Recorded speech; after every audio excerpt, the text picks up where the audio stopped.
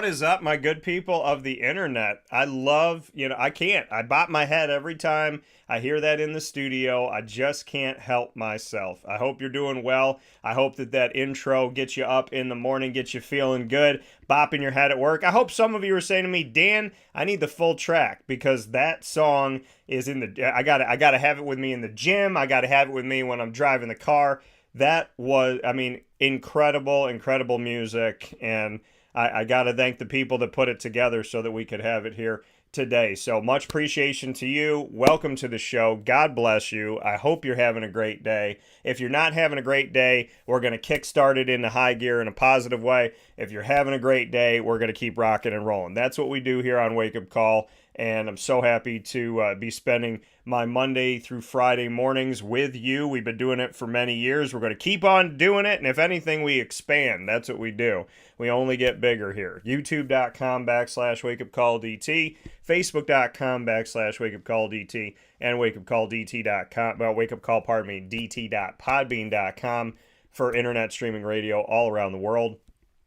You can get each of these pieces by going to wakeupcalldt.com's homepage, and you'll see the Podbean feed, you'll see the Facebook logo, and you'll see the YouTube logo. Click on any one of those Monday through Friday from 9 a.m. to 11 a.m. Eastern Time, and you'll be able to watch and listen to us from anywhere in the world, literally. So you can even listen to us when you're on the plane and watch us. So I know that our feed gets to you 30,000 feet in the air.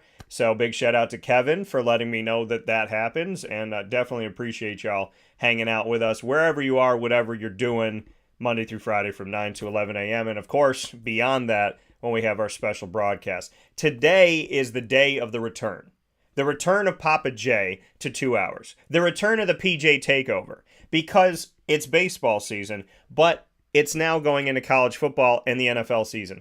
Papa Joe, who should always be 2 hours, but I got to give him a break sometimes. I can't afford PJ 365. PJ, with conference realignment and all this stuff, I had to work a deal with PJ saying, hey, we're going to spend these months at 2 hours, these ones at 1 hour, because for those of you that don't know, ESPN's hiring and firing all these people, saving money.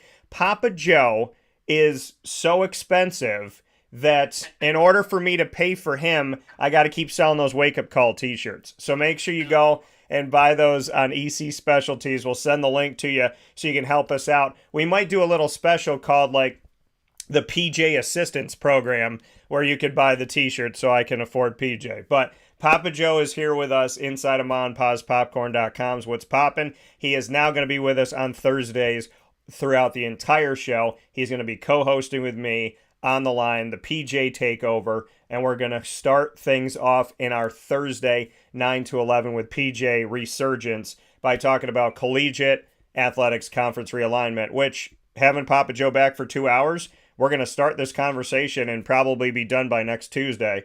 And then Major League Baseball, we'll get into that as well, as my Diamondbacks have fallen into this, back to reality. There goes gravity. And that's what I feel like is happening right now with them. They're not far back, but they're not in first place of the NL West. The Mets have sold almost their entire team, probably in hopes of getting Shohei Ohtani in the offseason. A lot of things going on. A lot of fun to be had. So the man of the hours is here with me. The very expensive, very talented, very Italian Papa Joe. PJ, how are we doing?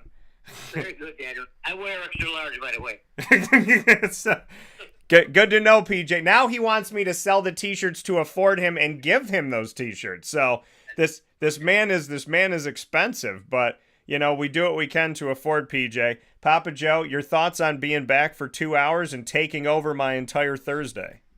Well, it's fun. I know that I've been under the gun here recently. I had that real serious car accident, but as long as I got my lungs, I'm okay. Plus, there's so much to talk about. I mean, the sports world it's just full of things to talk about.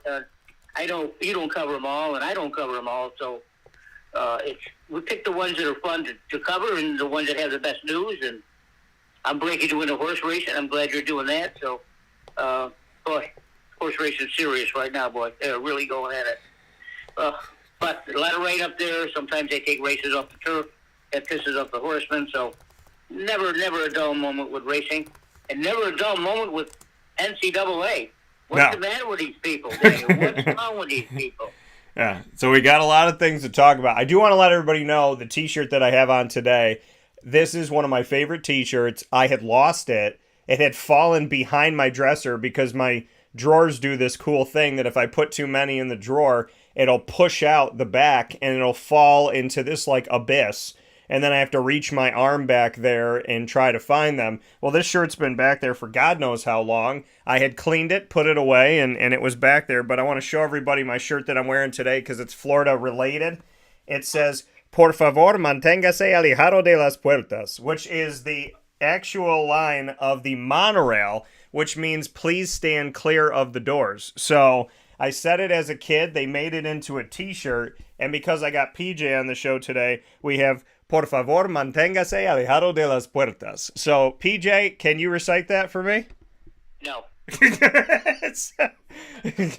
I love when I have these really big build-up moments. We should put all these together. I get these really big build-ups, and I'm like, PJ, what do you think? And he'll go, no. I'll say, DJ Uyunglele. PJ, say it back to me. No.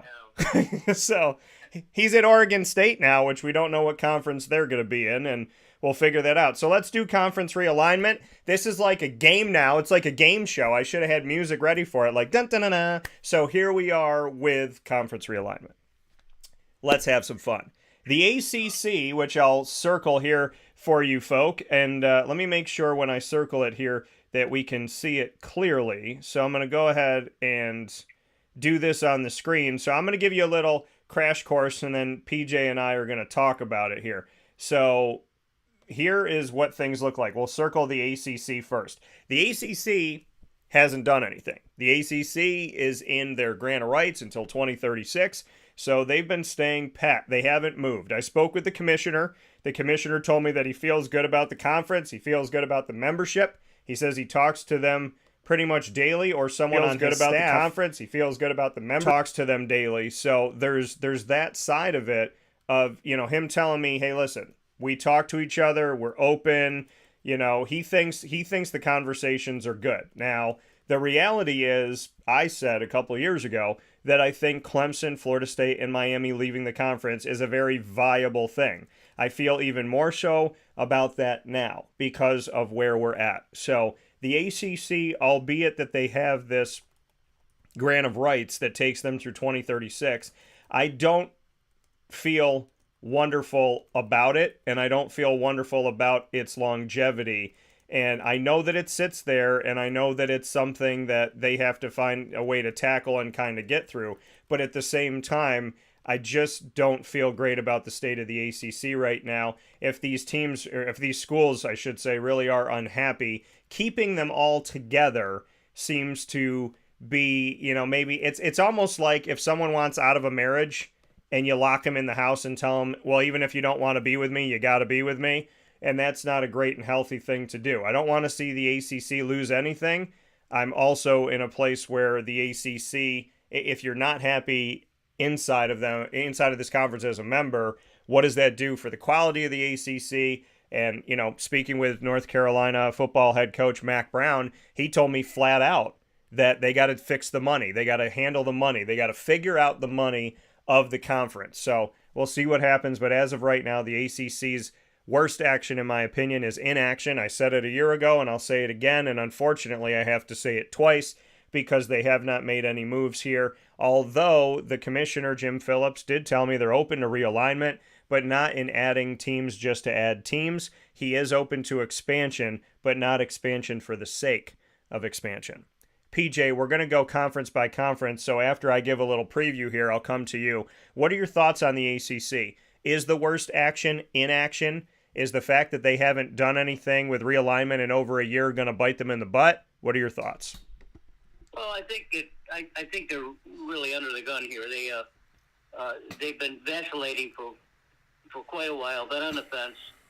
And Florida State going on here saying, well, they're not real happy with their slice of the pie, and they're looking at something else. And the ACC needs to do a better job of accounting for their monies.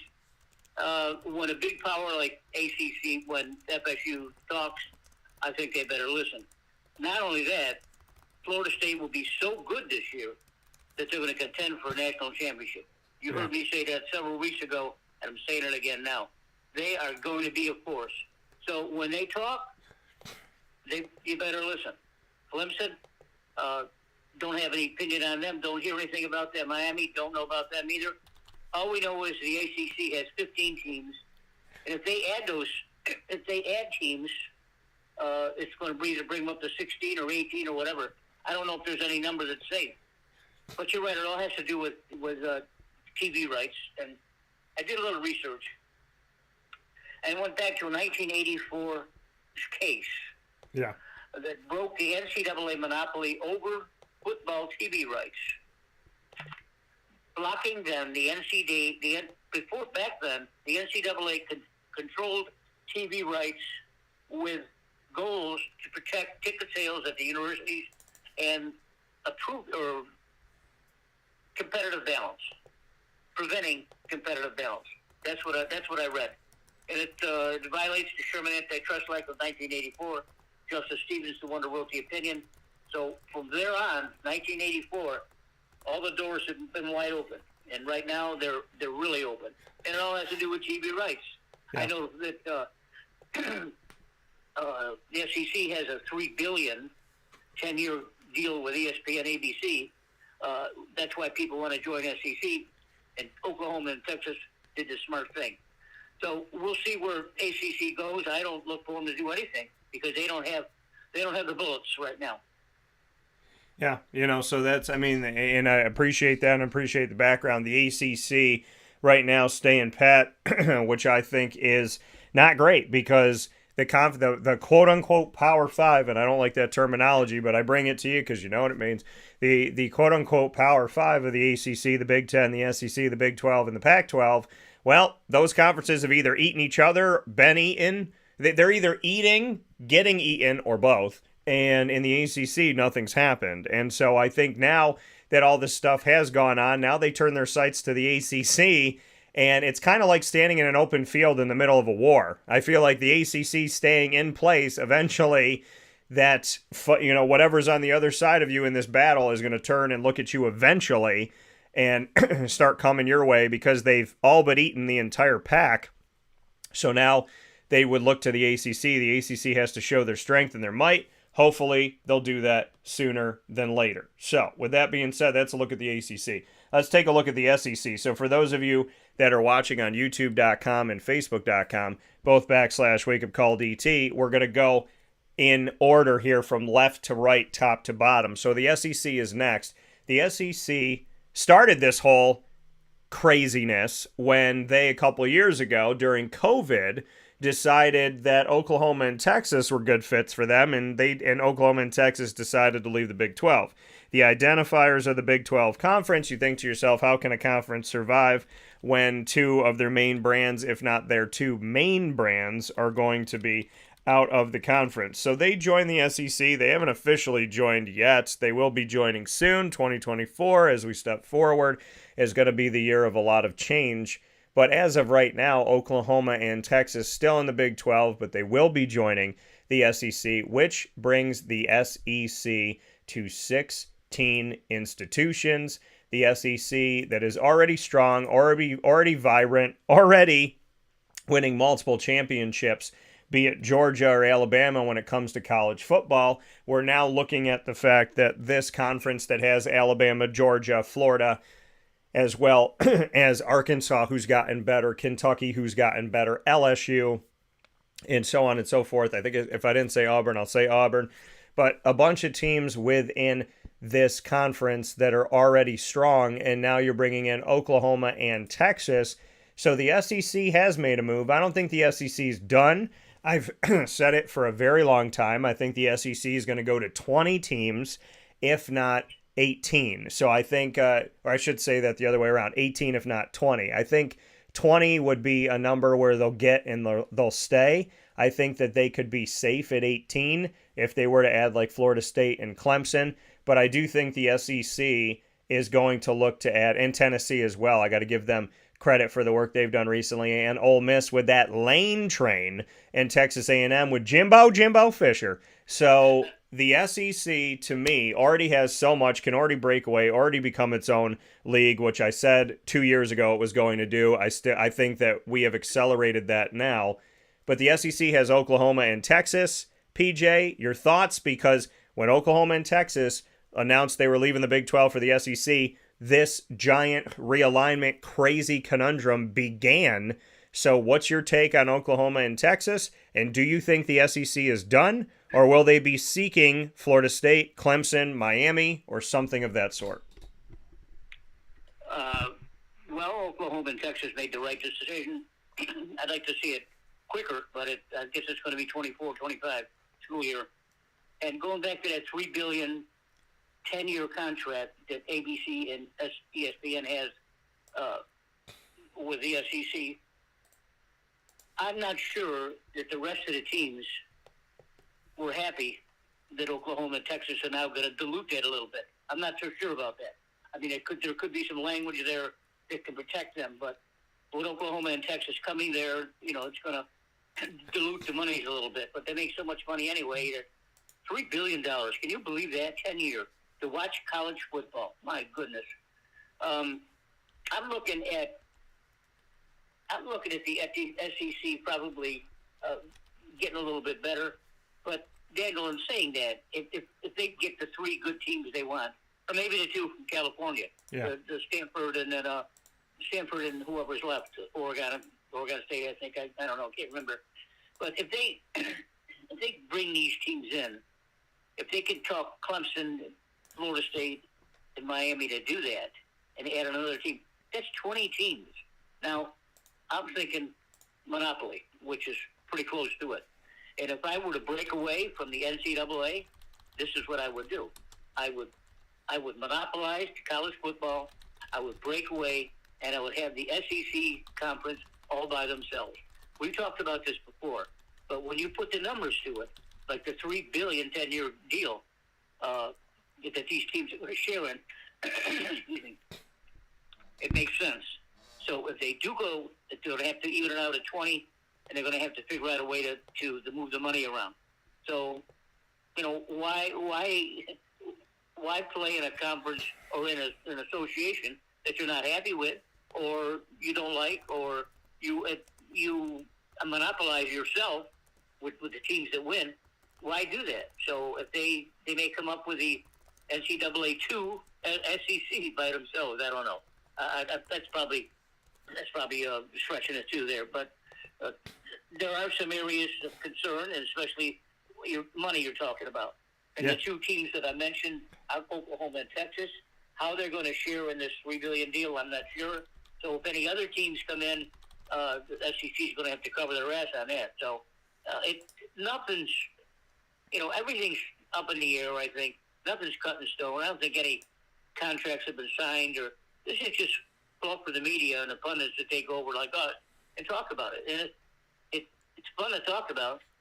And now you got the NIL, which is doing to get the kids, allow the kids to sell themselves. So, this antitrust law is really right on the booper. So I don't have any other feelings other than what I said. Yeah. No, I mean it's crazy to see what's going on here inside of the SEC. The amount of money that they're getting with this, a $3 billion deal like you just spoke about, leaving CBS for ESPN. ESPN's going to have to keep firing all their good broadcasters to afford this stuff. So, it's like they hire these great broadcasters, they bring on the NBA, they fire people, and it's sad because, I've worked at ESPN affiliates. I enjoyed all my time at ESPN, and I don't like seeing good people lose their jobs, especially when it's just about, cutting corners and saving money. The contract worth $3 billion, like you said, meaning the SEC will get an annual payout of $300 million, which is over 5 times more than the $55 million it received from CBS. I don't know where ESPN's getting this money because Disney's losing money hand over fist. But looking at this, starting in 2024. Some of your rides is what to do. What'd you say? They're going to sell some of your rides over there. That's what they're going to do. Yeah, I don't know what the plan is here because they're already increasing prices from $80 to $130 from when I worked there. It's outrageous the amount of money that Disney is charging people to go into the parks that is supposed to be affordable to everybody. I think if Walt was still alive, he would not be gung-ho about cornering the market and just knocking people, not, I shouldn't say cornering the market, but pulling people out of being able to go to Disney because people just can't afford it. They couldn't afford it when I was a kid, and they really can't afford it now. And it should be affordable to all because nobody should miss out on the opportunity of going to what's called the happiest place on earth, which needs to start living up to that. So the SEC is in a position right now, as they've always been. They're in control. They're in the driver's seat. They have what it takes to start their own league. I said it 2 years ago. I said it again last year. And I'll say it again today. The SEC, in my opinion, will start its own league. But I said there could be something that happens where the SEC brings on another conference. And these two conferences start their own league. And they both remain a conference. It's essentially like the AFC and the NFC in the NFL. They both have their own conference. They play a conference tournament within their own confines, and then their conference champions play for the national championship. That conference, the Big Ten, which is now the Big 18. The Big Ten, which has brought in, now mind you folks, the Big Ten is called the Big Ten, but it has 14 schools currently. The Big Ten is going to 18. Because they're bringing in 4 West Coast. What is that? West Coast. Yes. West Coast, 2,000 miles away. Are you going to bust your Olympic sports out to these games? They're bringing in Oregon. They're bringing in Washington. They're bringing in USC and UCLA. They're going to have a West Division to the Midwest Conference. It makes no sense except for it's all about those Benjamins, and that is where we're at with the Big Ten. They're going to have 18 institutions in the Big Ten. The Big Ten is 2 away from being the Big 20, and I believe that the Big Ten is going to break away with the SEC and form this league separate from the NCAA that has no idea what's going on, not that they ever really have.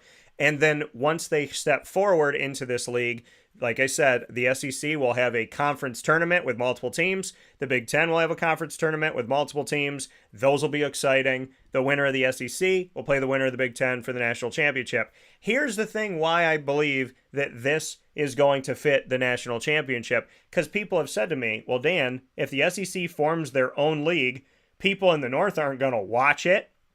People in the North aren't going to care. And I say, well, when you add the Big Ten, they will. And here's why. The SEC, as I told you, it's about products. What teams are fighting for the national championship? Well, the Big Ten gets an unfair advantage at the national championship, as we've talked about many times here on the show. But look at the caliber of institute. I don't want to say caliber of institution because there's a lot of great institutions out there. Look at the institutions. Look at the names that we're talking about. Michigan, Ohio State, Penn State, Wisconsin. Then you bring in UCLA, USC, Oregon, the SEC, Alabama, Arkansas, Auburn, Georgia, Florida, LSU, Tennessee. Who's going to believe that this is not a viable national championship? Because I got that argument. Dan, who's going to watch this and say that that's a true national champion if they form their own league? Well, outside of having Clemson, if Clemson joins the SEC, it's game over, folks. It's all done. Because if Clemson joins the SEC, then then the SEC has all that they need to form their own league. And if they want to bring the Big Ten with them, you'll have the North, the South, you'll have the East, you'll have the Midwest, you'll have the Southwest, and you'll have the West Coast. The only teams that haven't been taken by the SEC and the Big Ten lie in places like Arizona, Idaho, Wyoming, Nevada. And to be honest, none of those teams are vying for national championships, and none of those teams are really going to affect the national championship run as of right now and in recent history. So if the SEC forms their own league with the Big Ten, which is now the Big 18, and Clemson joins the SEC, every team that you would regard as having a good shot at the national championship would be within 2 conferences which means that the other conferences' national championship's not going to hold as much weight, and these two conferences could form their own league. So, PJ, what are your thoughts on the Big Ten becoming the Big 18, taking 4 teams from the West Coast? And if Clemson goes to the SEC, do the Big Ten and the SEC have enough to declare their champion of their game the true national champion?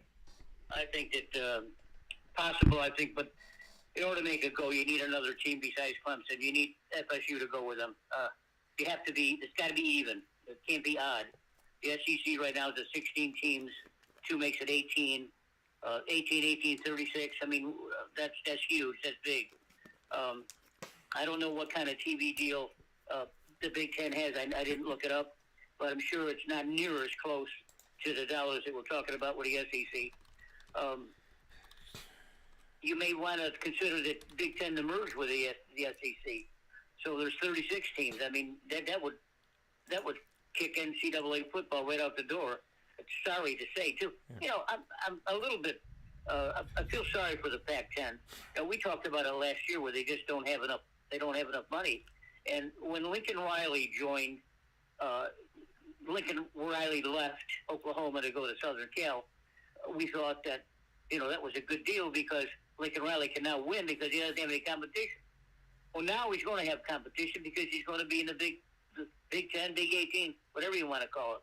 So Lincoln's probably sitting back thinking, did I do the right thing now? I'm not sure. Now I'm going to be up against Ohio State and Michigan and Penn State and whatever, So he's thinking twice about that. The monies that are being discussed are obscene. We talked about it, and me bringing up the $10 billion deal, it's a $3 billion deal. It's obscene. It really is. Now, I think that if the Big Ten is going to do something like what you're saying, then they're going to have to validate or invalidate their current TV contract, which I don't know what it is, folks. I'm sorry, I don't know what that is. Well, I'll tell you what it is, PJ. I want to tell you this, and I need you to be sitting down when I tell you this. The Big Ten has completed a new 7-year media rights agreement. It's spread across, and I don't even know how they could do this because none of these networks work together. Fox, CBS, and NBC, the 3 of them. So, I mean, I guess it works because you could spread the cost, right? Instead of just going to one place like ESPN because it's owned by Disney and ABC is also owned by Disney. So, Fox, CBS, and NBC are working together with the Big Ten. Hold here. 7 years, $7 billion deal. This deal, which starts July 1st, 2023, and runs through 2029-30's athletic year, is looking at each of the 16 member schools of the Big Ten, because this is before, obviously, Oregon and Washington. So it was looking at a distribution per year of $80 to $100 million per team. Now, the league distributed $54.3 million to most of its members during the most recent fiscal year, was 2019-20. That was not affected by COVID. So the media rights deal for the Big Ten is with Fox, CBS, and NBC combined. 7 years, $7 billion. And we're looking at, before they added Oregon and Washington, $80 to $100 million. That'll change a bit. But we're looking at these schools could be making $70, $80 million per year in a $7 billion deal in the Big Ten.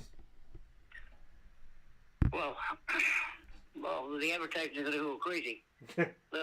My 6-pack of Pepsi is going to wind up being $10 a 6-pack. It's going to be that's obscene too. I'm sorry I didn't see that, but which again, these four teams that were just added are going to dilute that a little bit. And if they add 2 more, then it's going to dilute it even more. And if you combine it with the SEC, now you got $10 billion here, and you got $7 billion there, you got $17 billion stretched out over anywhere from 10 to 7 to 10 years. That's a lot of money to give to 36 schools. So there's a lot on the table. I don't really think that they've digested it all. I think that they're still talking over the numbers, and I'm not sure what the schools that are leaving their current conference.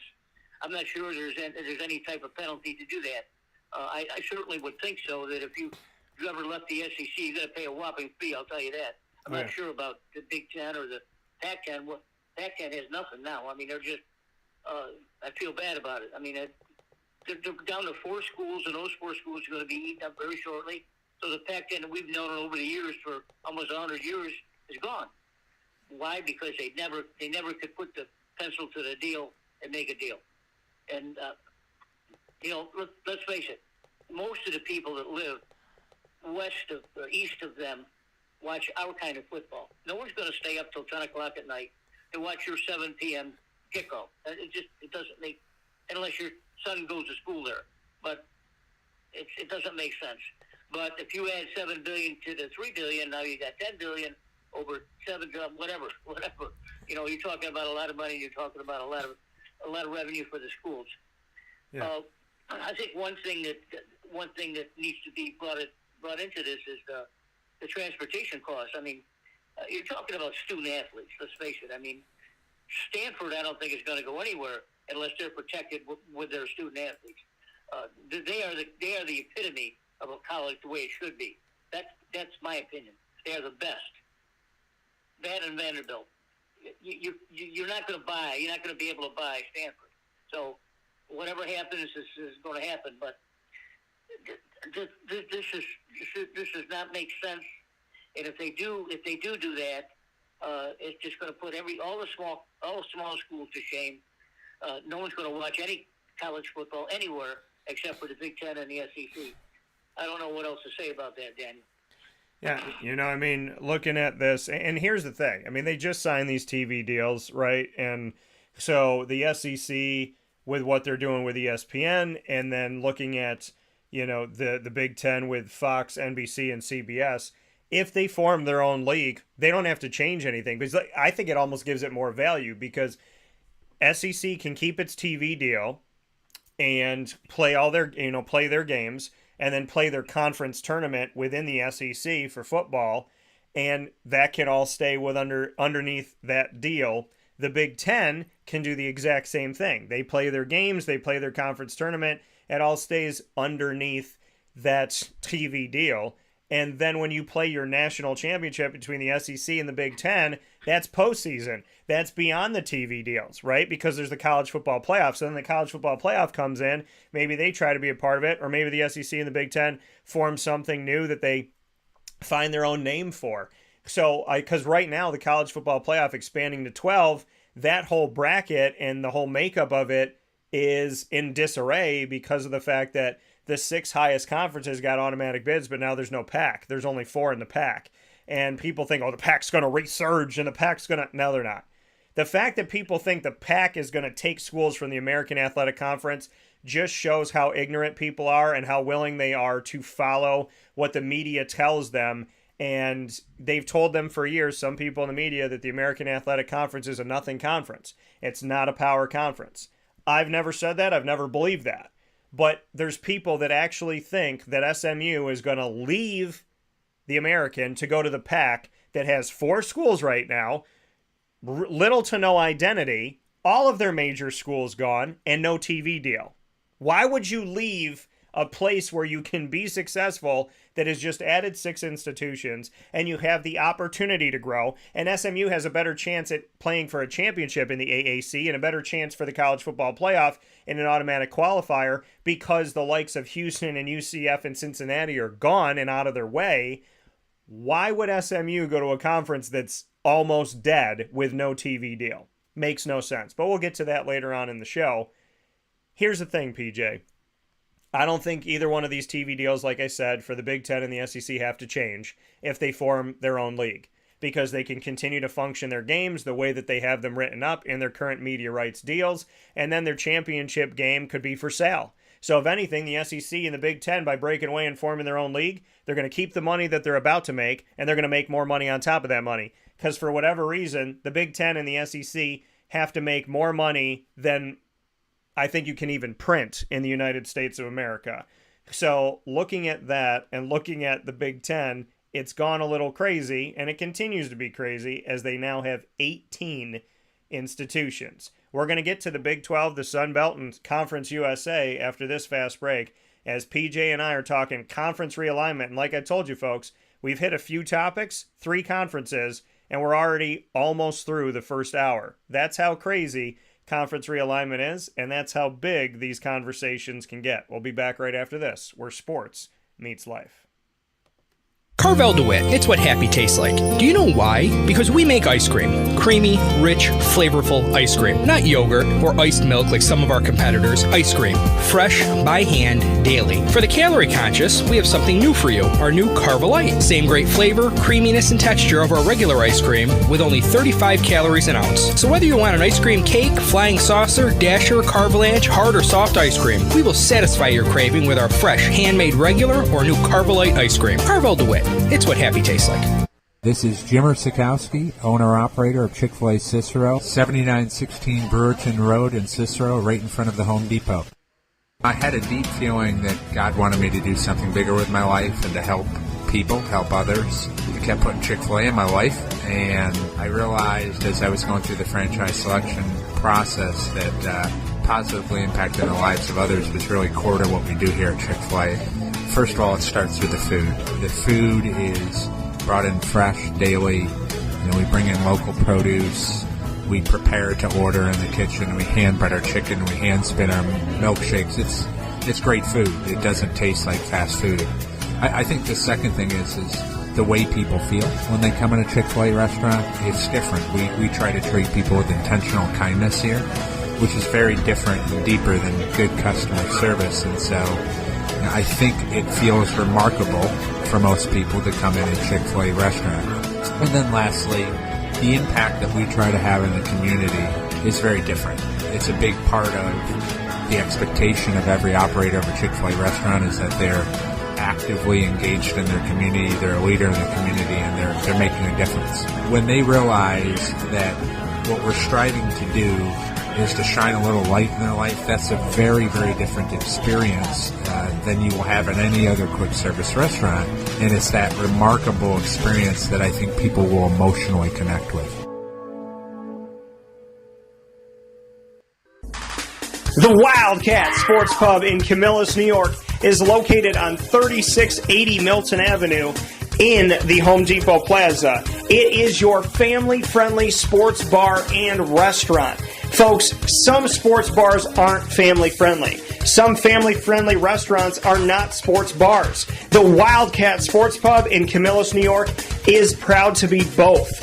It is that marriage that you've been looking for years. The Wildcat Sports Pub is your home base for your sports bar and restaurant needs, games for the kids, indoor and outdoor activities, and enough things on the menu to come back every single week and get to try something new. They're open Sundays from noon to 8 p.m., Monday through Wednesday, 11 a.m. to 11 p.m., and Thursday through Saturday from 11 a.m. to midnight. For reservations and party information, call 315-487-2222 for the Wildcat family-friendly sports pub and restaurant.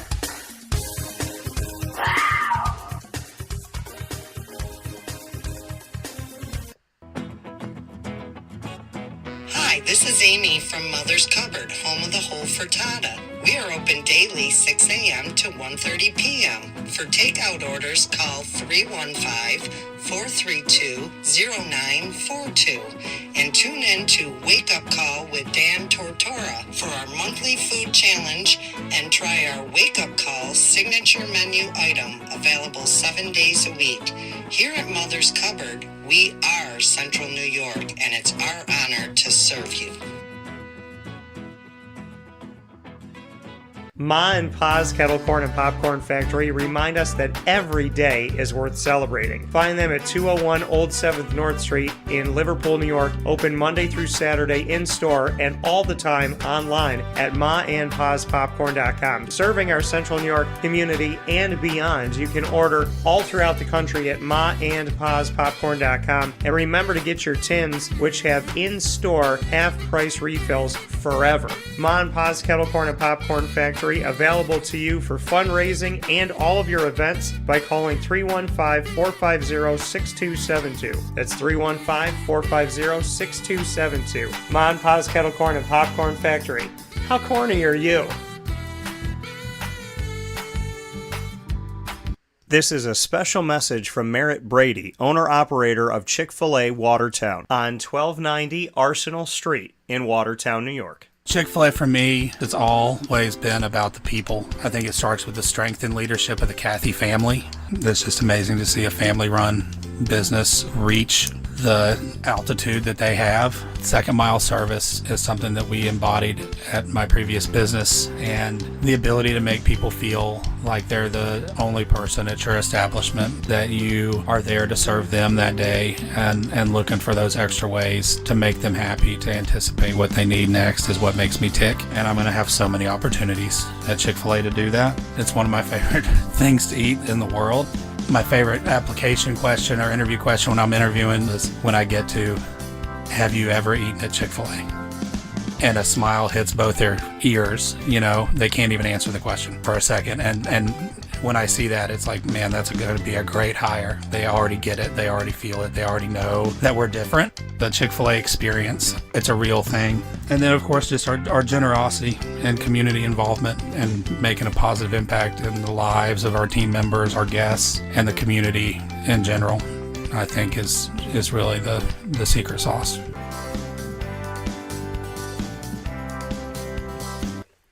Welcome back here to Wake Up Call with Dan Tortora. Happy to be here with you every Monday through Friday from 9 a.m. to 11 a.m. Eastern Time. We got a lot of conversation to continue to be had here where sports meets life on Conference Realignment here with PJ. And we're going to continue that conversation as we go back to our conference board here and take a look at the next conference to discuss, which is the Big 12, a.k.a. the Big 16. That's right, folks. They have 16 teams in the conference of the Big 12 right now. The Big 12 could have died, and I actually wrote an article of how it could have been picked apart when they lost Oklahoma and Texas, which involved the Pac-12 actually gaining some of the teams from the Big 12, as well as the American Athletic Conference, the ACC, and the Big 10. We're all going to take part in eating away of the Big 12. Well, the Big 12 pulled off probably, arguably, in this round of realignment, the best resurgence as they went from having 8 teams when Oklahoma and Texas decided to leave because the Big 12 only had 10. This is what makes no sense. And children, I said, if you describe conference realignment to a child who's learning mathematics, they won't believe you. Because the Big 10 had 14, now they have 18. The Big 12 had 10, then they had 8. So then people say, well, how is it called the Big 12 if there's only 8 schools? Well, with 8 schools remaining in the Big 12 and the chance that the Big 12 could have died, they pulled the real okey doke. Shout out Stuart Scott in heaven. And what they did in the Big 8 was they turned around and said, we're going to take UCF, Cincinnati, Houston from the American, which allegedly was toyed with back in like 2019. And after that, we're going to take BYU, who's independent in football and in the West Coast Conference for everything else. We take those 4. Now we're the Big 12. We actually have 12 institutions. We go from 8 to 12. And now we wait. We let it simmer. July 1st, 2023 goes by. Teams move. Cincinnati and UCF, Houston and BYU are now inside of the Big 12. And Colorado, after we have media days, says, guess what, baby? We're coming back to the Big 12. We're leaving the Pac-12 for the Big 12. We're coming home. And shortly after Colorado makes that decision, there's another poaching of the Pac. And that, in the Big 12, is in the likes of Arizona, Arizona State, and Utah. The Big 12 went from 10 to 8 to 12 to 16. They doubled their conference in conference realignment. The Big 12 is alive and well, and if not for the SEC and the Big 10, they'd be one of the top 2. What do you think, PJ, about the Big 12 losing Oklahoma and Texas and now having 16 institutions, including 4 from the West Coast and Midwest in the Pac-12 with Colorado, Arizona, Arizona State, and Utah, and pulling from the American as well as BYU? This conference pulled from all over the country to double its member institutions. Your thoughts? A lot of couillons. Like to know what their TV deal is. Need to look that up maybe, but this is becoming a little harebrained now. It's getting a little goofy. The point that bothers me about all of this is the cross-country trip these kids are going to have to make. Now, some of the bigger schools, and you and I talked about in Florida State, Clemson. I don't even know about Clemson, but they have their own planes, and